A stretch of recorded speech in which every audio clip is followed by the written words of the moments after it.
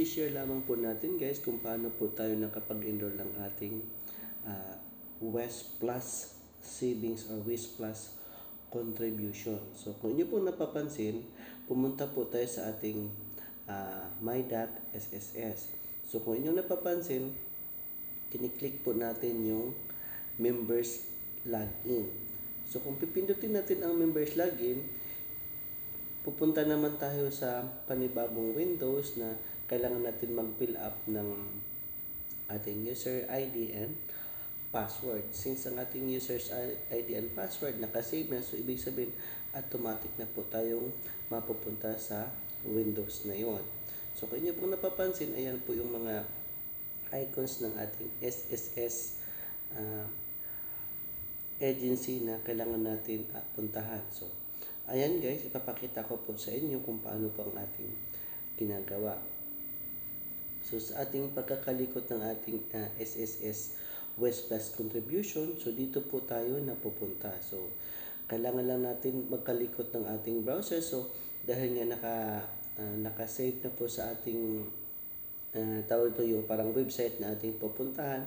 So nagkiklik lang po ako doon. So dito na po tayo napupunta sa Windows nito. So kung yung napapansin, meron nakalagay dyan, apply for an SSS number online, and then usap tayo. So kung yung mapapansin, kung halimbawa pipindutin nyo po yung isa-isa yung about us, so ayan po ang lumalabas, how to register, membership, so ayan, SSS, and then membership and coverage, news, so social security law, and then what is that, laws and circular. So yan po yung mga mensahe na under sa ating SSS website or SSS online mobile app. So dahil nga sa ating pag-upload ng ating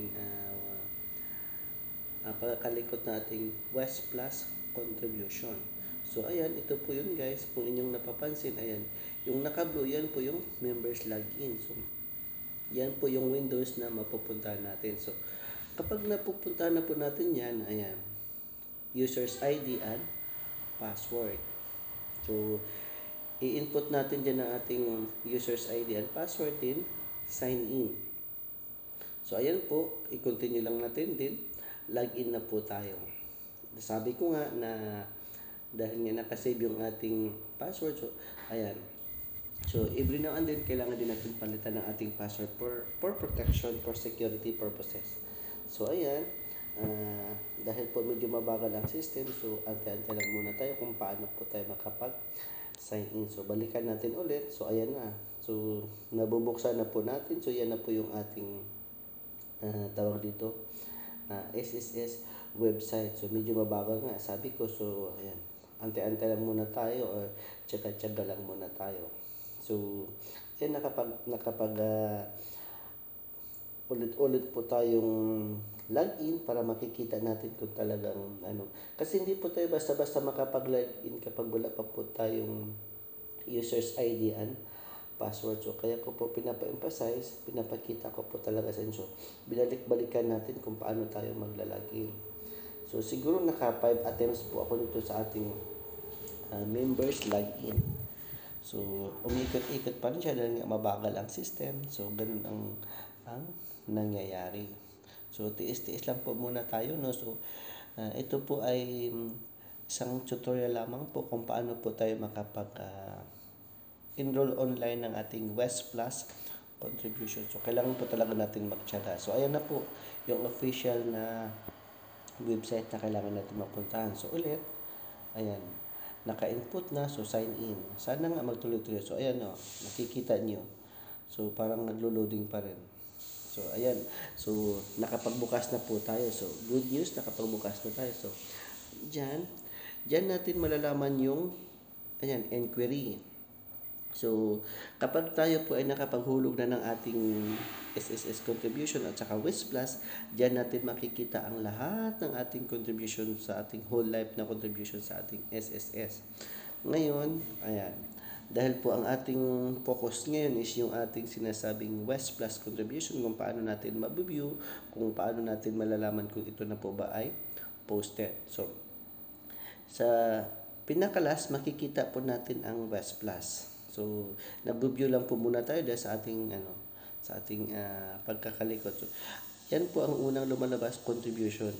Ngayon, i-click lang po natin yung West Plus.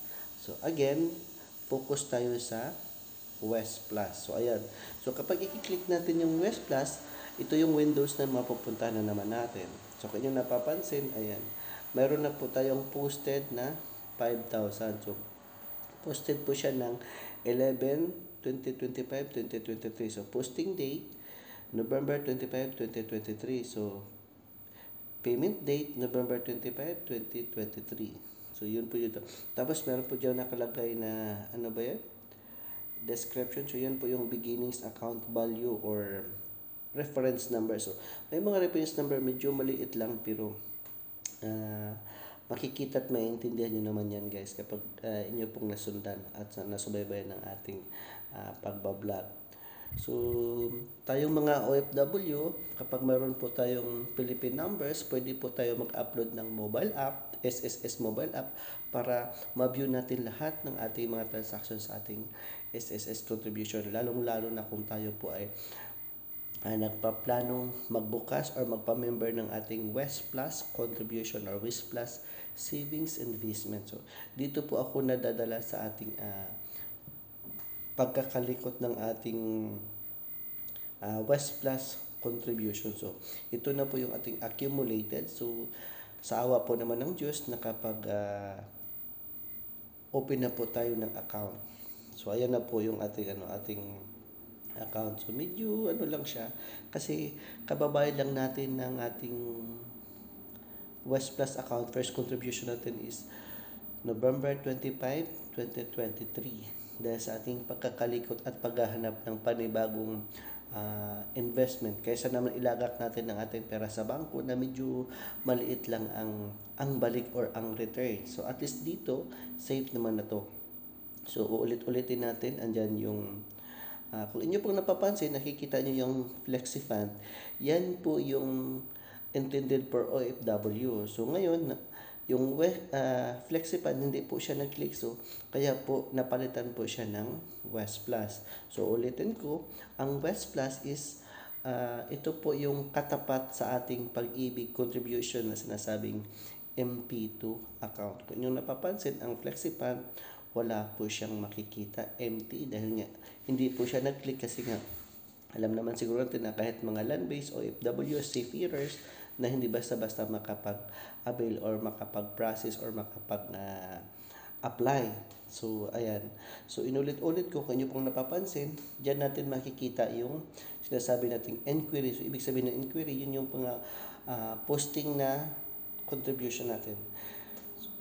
Ayan guys, kung inyong nagustuhan, pakipollow, pakilike, pakishare, don't forget to click the notification para magiging updated pa ako sa ating mga susunod na video.